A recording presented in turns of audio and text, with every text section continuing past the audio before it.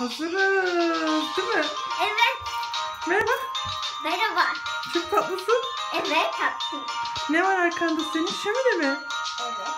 Arkadaşlar harika bir şömine yaptık. Bana bakın nasılsınız? Pır pır pır pırlı etekleriyle aç.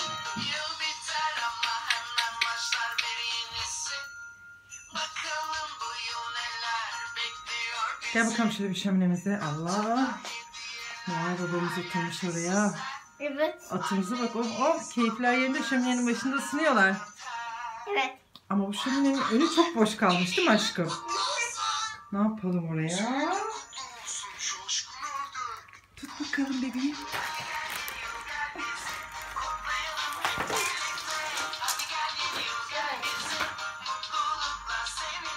Pepe'nin yolluğunu aldık. Pepe, mutlu yıllar Pepe. Evet. Koy bakalım oraya.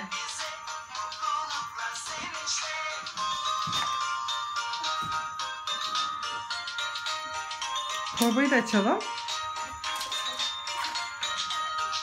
Aferin aşkıma benim.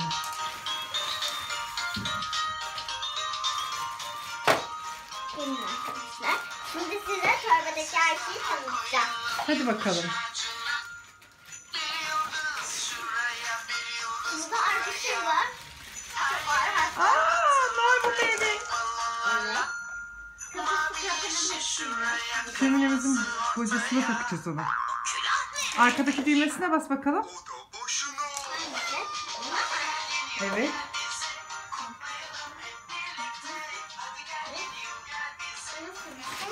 Buradan yaparım onu.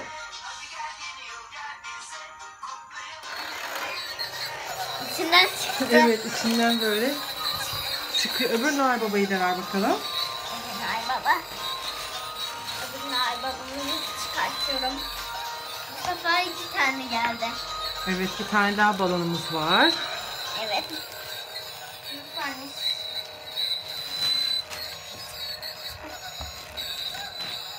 Teşekkür ederim. Bir de bu var. Evet. Bir de bu. Bunlar da bacağın üstüne. Versene onu ver bana. Heh.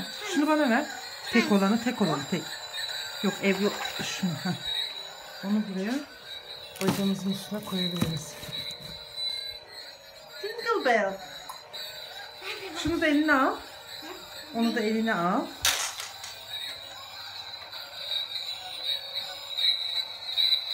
Gel bakalım böyle bir de. Bir tane bay bay yapalım. Bay bay. Görüşürüz arkadaşlar. Görüşürüz. Hira'nın yeni şöminesi. Evet. Beğendiniz mi? Kendinize çok iyi bakın. Mutlu yıllar.